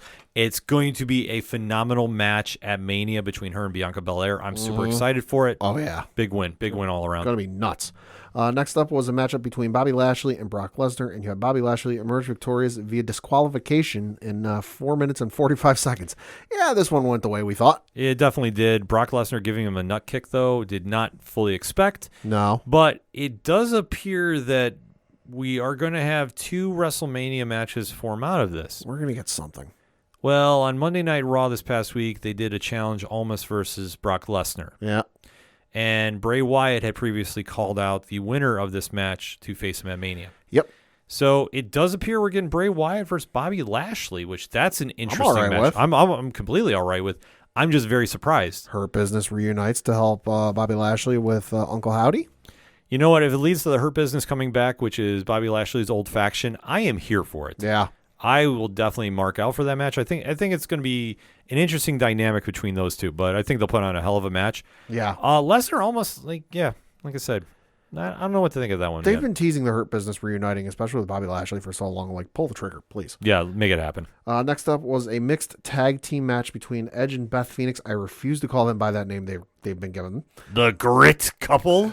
The Hall of Famers. Going up against the Judgment Day in Finn Balor and Rhea Ripley with your favorite wrestler, Dominic Mysterio, at ringside. And you had the Hall of Famers in Edge and Beth Phoenix emerge victorious via pinfall in 13 minutes and 50 seconds. Yeah, this match was okay. This match was probably the weakest point on the card, and it wasn't necessarily like an awful match. No, it was a solid match between the Grit Couple Yep. and Finn and Rhea. Yeah. But why Dominic Mysterio was in this match for the amount of time that he was... Well, no, we know why. Reasons. Yeah, I'm sorry. It's not working. He's getting negative heat from the crowd, which is not a good reaction. If you watch that match, you can definitely tell. They don't want to see him on there any which way, shape, or form. Neither do I. Neither do most wrestling fans I know. He's not ready for prime time. Easiest way to say it. And for all intents, you would think, they're done with this matchup. They're done with this feud. Nope. Finn attacked Edge on Monday Night Raw. And there's some certain rumors floating around about Finn Balor and what might be coming back. I'll just leave that where it is. You can figure that out for yourself. I'd be okay with that. You know what I'm talking about. Mm-hmm. Certain demon. Might see Edge versus Finn Balor at WrestleMania, which I'm all right with that. I'm 1,000% all right with that. Yeah. Next up in the co-main event of the evening was the men's Elimination Chamber match for the WWE United States Championship. And you had Austin Theory defend his belt successfully against Bronson Reed, Damian Priest, Johnny Gargano, Montez Ford, and Seth freaking Rollins in 31 minutes and 30 seconds. Great match. Phenomenal match. Yeah. Montez Ford off the top of the pot, off the top of the cage. What the fuck? Yeah, he was doing a lot of crazy spots in this, and it got the crowd excited. The ending, though, very surprising because they had Montez Ford injured, quote unquote, air quotes. The cage door swung open, and Logan Paul, that Logan Paul jumped in the ring and attacked Seth Rollins, costing him the match. To which everyone going, why is Logan Paul here? Have you missed all of the shit talking Seth Rollins has been doing his way since Royal Rumble? Yeah, made perfect sense. It was clear as day. So that match we are going to see at WrestleMania. Yep, I'm all right with. Pro wrestling fans, get ready. It's going to be a great match. As long as Seth is wearing those Astro boots again. Oh, do you imagine the outfit he's going to come out with? It's going to be so good. And comic fans, if you have not seen, he has a promo right now where he's doing the Joaquin Phoenix Joker, which is absolutely a crazy promo. Yeah, no, it's good. It's good. And then in the main event of the evening was Roman Reigns defending the undisputed WWE Universal Championship against the hometown hero, the hometown boy, looking for some hometown cooking, Sami Zayn, which I guess the hometown cooking might have been a little spoiled because Roman Reigns emerged victorious, defeating Sami Zayn via pinfall in 32 minutes and 20 seconds. So let's give this a little quick backstory. Because if you are not familiar with this, Roman Reigns has been champion for almost 3 years now. Over 900 days. Yes.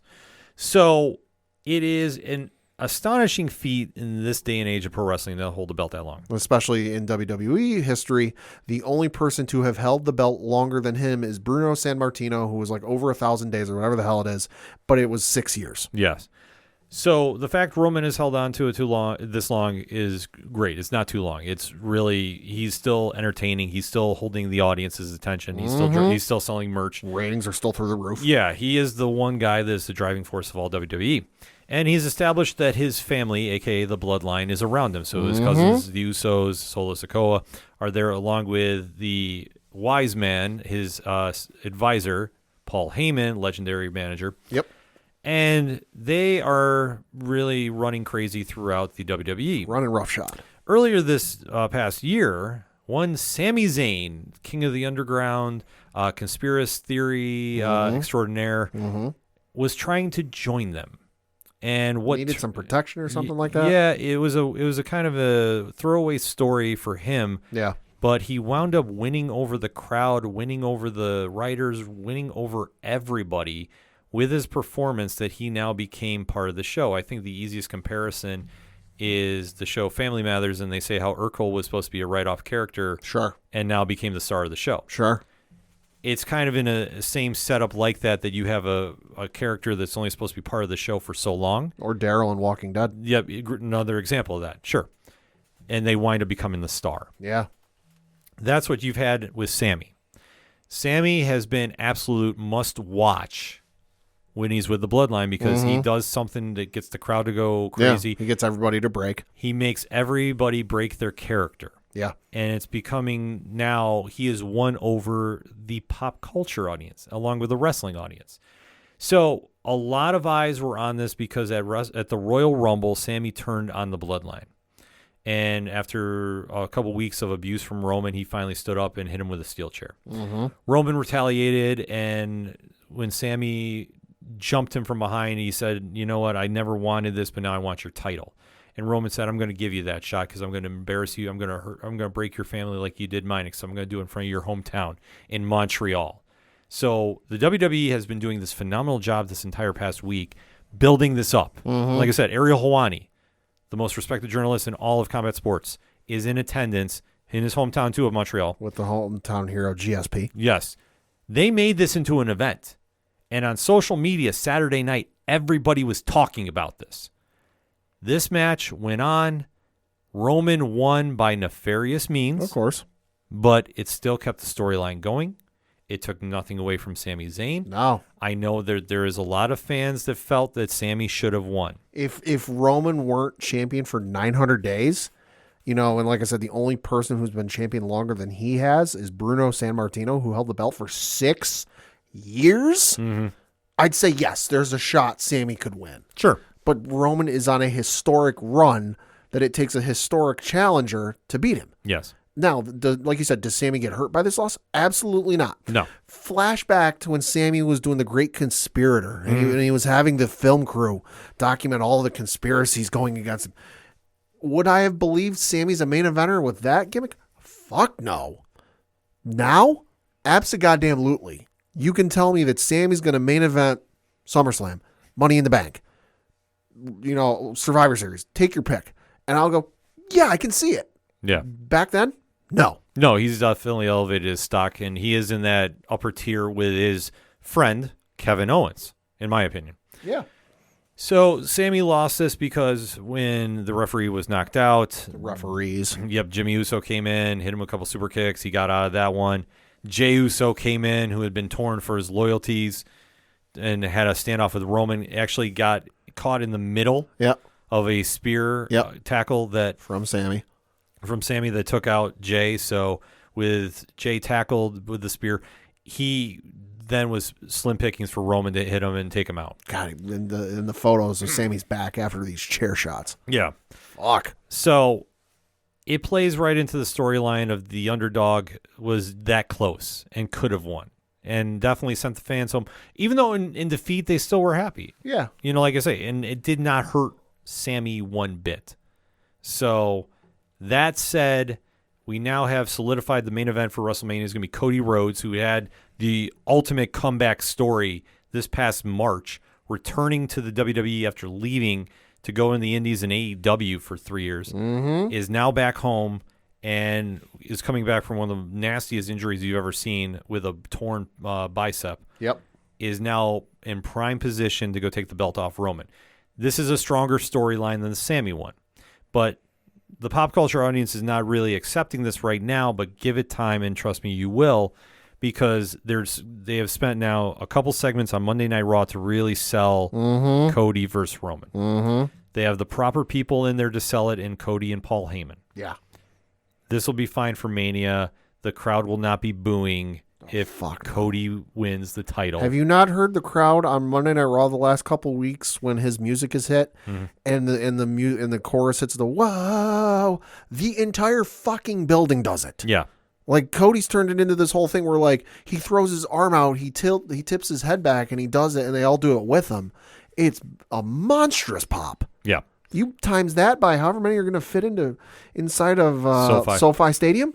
Christ. Yeah. And Sami will become a champion too, because I think they're going to hold off the hug between him and Kevin Owens, his best friend, until they win the belts. There'll be a handshake of like, I agree to help you, but they're not going to hug until after they win the belts. Yeah. Like I said, it's going to be a great moment. So WrestleMania will be one to watch this week, or this year, rather. Yeah. But we feel like we're watching a lot of pro wrestling this week. Monday Night Raw didn't really have too many highlights on it. No. Just, obviously they were kind of getting settled in from the fallout of Elimination Chamber. Yeah, I mean, Lita and Becky Lynch are going to challenge for the women's tag team belts next week, Yeah. which should be something. That should be something. I don't think they're going to win, but I think I'll set up something for Mania, which I'm okay with. Yeah. And then we're now on the road to WrestleMania. So, Yeah. it's going to be a fun time for pro wrestling fans to get on board because there'll be a lot of great wrestling happening first weekend of April. And if you want even more pro wrestling content, 607 TWS on your favorite podcast platform. Yeah. Definitely have a lot more deep diving of the indie scene going on right now. Absolutely. So, Pat, before we end things, why don't you hit off your comic picks? Because I got a lot this week. I got only the three. Obviously, first of which is Gargoyles, issue number 3 from Greg Weisman. Obviously, this is the continuation of the Gargoyles cartoon series. Fantastic fucking writing. Can't wait to see where they go with this. And, of course, Greg Weisman, who was involved with the cartoon, is involved with the writing of this, so you can't go wrong there. Dynamite Entertainment. Yep. From the folks over at Marvel, got 2 Star Wars ones. First of which is Star Wars Yoda, issue number 4 from Jody Hauser. And then you've got Luke Ross as the artist.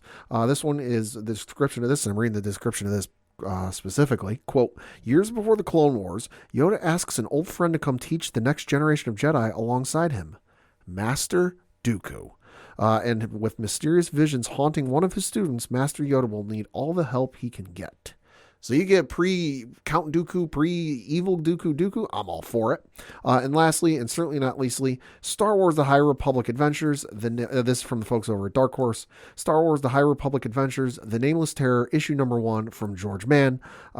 Listen, it's more High Republic. High Republic is some of the best storytelling they've got going in Star Wars, period. I'll put it up there with the cartoon, with the animated stuff. And plus it's George Mann, who just had the fantastic book / audio drama come out, The Battle of Jeddah. Listen, if it's George Mann, I'm on board. Solid picks. All right. Get ready, Pat. I did the most reviews I think I've done in a week. Oh, boy. So these are all up on Parlay Points and the Nerd Initiative website. So if you need links, odphpodcast.com will take you to both places. So let us begin with the one that is only for patrons that just came out. So like I said, 1 tier, $2 a month. You get bonus content like this. I gave a review of the brand new Superman book by Joshua Williamson and Jamal Campbell. Okay.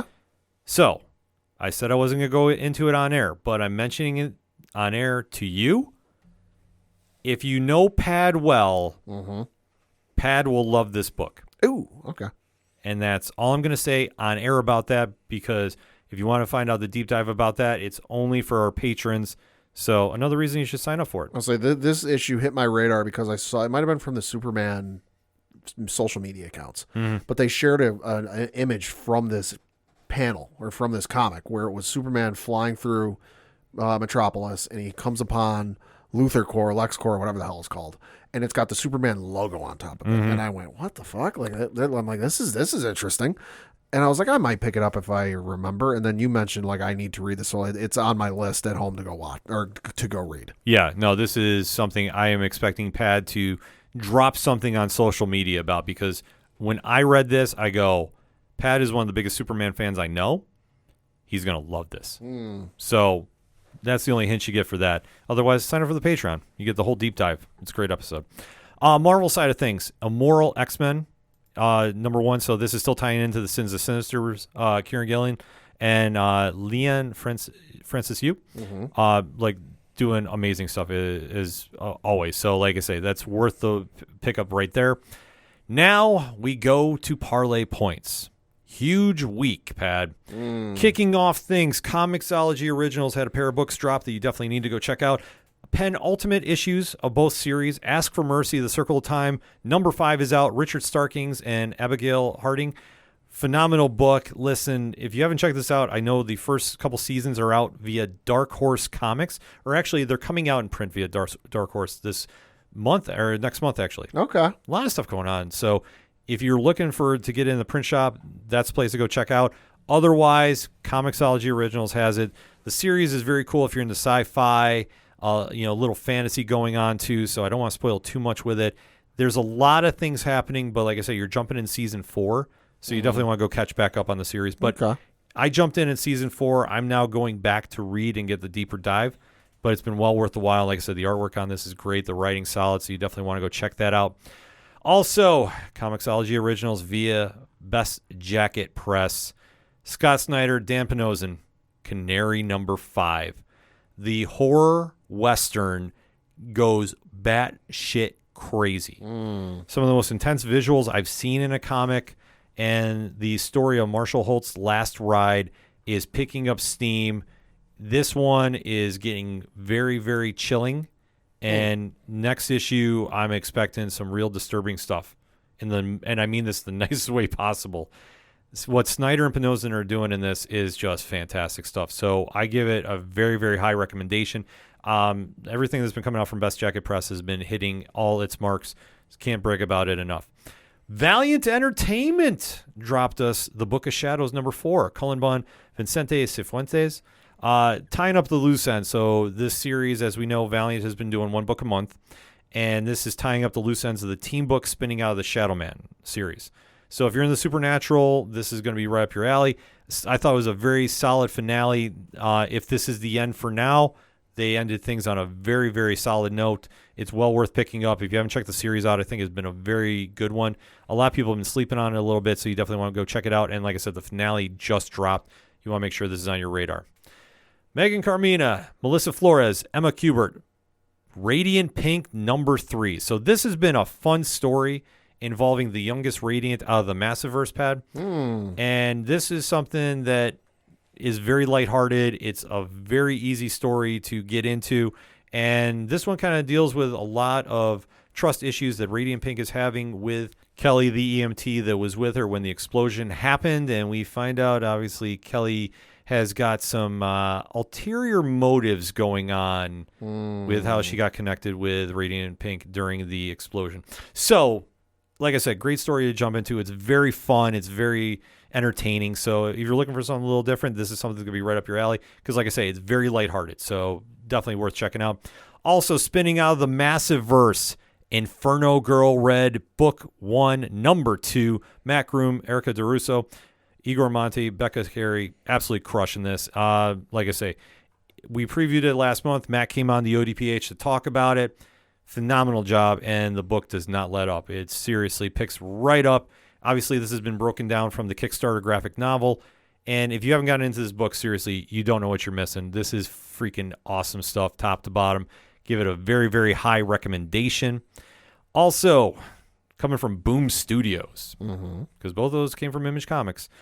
This is Boom Studios, and they had a monster week too. Something is Killing the Children, #29. James Tynion, Werther Del Rota, Miguel Muerto, and World Design. All right, so this book focuses on Erica Slaughter's return and how she's been facing Cutter this entire time. It's not for the tame of heart, I will say, or weak of heart. I'm not going to show you images, Pat, because I know how you are. Yep. And I mean that in the nicest way possible. But this kind of dives back into the heartbreaking events of issue #25 and really sets forth an interesting dynamic heading into the showdown between Erica and Cutter. So if you're into Something is Killing the Children, and I hope you are, because the book is all the praise it gets, it absolutely deserves. It's been a must-read ever since I've started getting into it, and I'm going back to get caught up on certain things. Phenomenal work each and every time.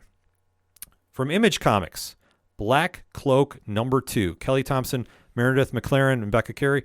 So this is picking up on the sci-fi murder mystery that's been going on the planet, in the world of Kyros. And after last issue, the cliffhanger ending just ramps up even more. I love how they're deep diving into this mysterious new world, and where Fedra is going now is going to be an absolutely wild journey to get on board with. So if you're looking for a great book to check out, like I said, Black Cloak #2 is definitely one you want to keep on your radar. My highest recommendation of the week, though, is Specs #4, Boom Studios, David Boer, Chris Sheehan. This is the story, Pat, about the two friends in the 1980s that find the mysterious pair of glasses, like X-ray glasses, from the 1960s comics. They didn't order them. They just find this comic. Gotcha. Next day it shows up. It grants wishes. Well, what happens if a wish goes wrong, Pat? Ooh, okay. That's been the premise. And things have been moving at a very quick pace. The finale hits the marks. I marked out about it. I thought they did a phenomenal job with this. And the story is definitely satisfying for a conclusion. Didn't think they left anything on the table. I think they tied up loose ends perfectly. Can't give this book a high enough recommendation. If you're into horror books, this is going to be one that you want to keep on your radar. And if you haven't checked this out, like I said, get to the LCS and go get the back issues. Boom is putting out a lot of great horror books, and I know that I've never been a big horror fan, but I've now been converted to one because of the work coming out of Boom. No lie. That's serious. Image Comics has a book pad that 90s Image comic fans can definitely appreciate. Okay. At least I did. But even if you're not into that early days of Image, you can still appreciate this book because it has just a certain feel to it. That's what it reminded me of. Local Man #1. So Tony Fleeks and Tim Seeley are behind this, and it's a story about how you have a hero that is disgraced somehow. Crossjack, a.k.a. Jack Xavier, is now coming back home. He's been fired from the team he was on. We don't know why, but he is basically now public enemy #1.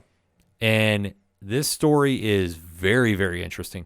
And they do it in in a twofold story. Because the first one is like present day. So you see now Jack has been released from his team. He's back home. Things are not good with his parents and the town. And nobody is saying what. Just the only common theme is literally, fuck Crossjack. That is literally what it said. Multiple people say it right to his face.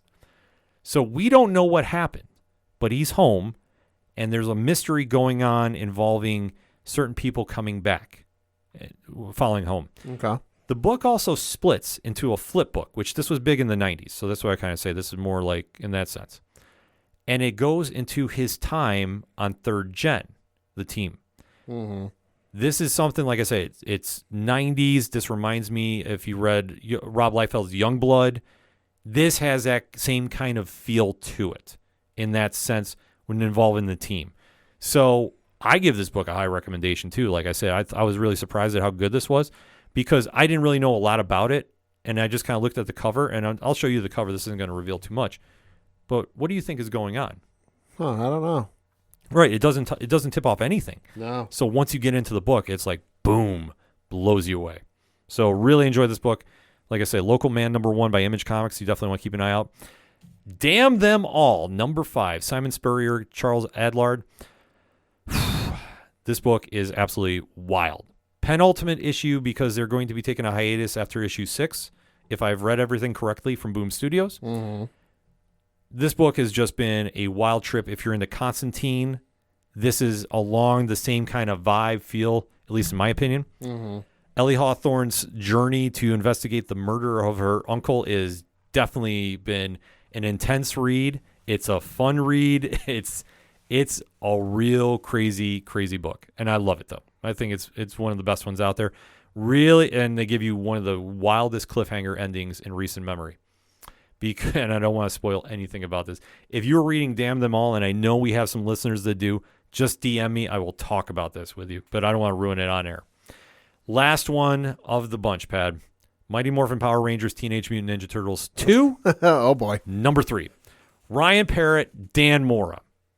Do I need to say anything more? Probably not. All I'm going to say is this. When you combine the two big pop culture fandoms, you bring them together, you can really make some magic happen, and Ryan Parrott is doing a phenomenal job here. Dan Mora's artwork, he's arguably the best in comics for a reason, in my opinion.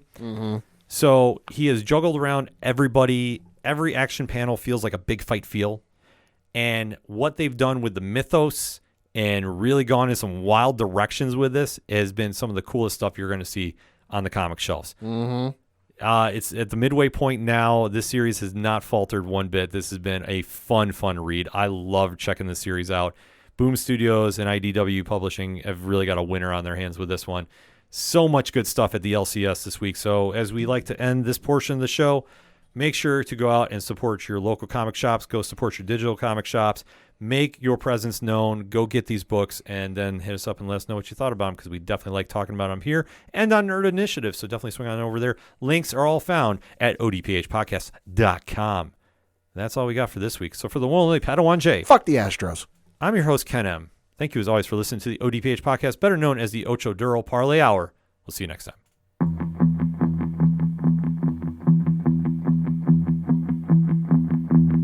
Gotta beat 'em to the punch. Gotta beat 'em to the punch. 'cause they can't bring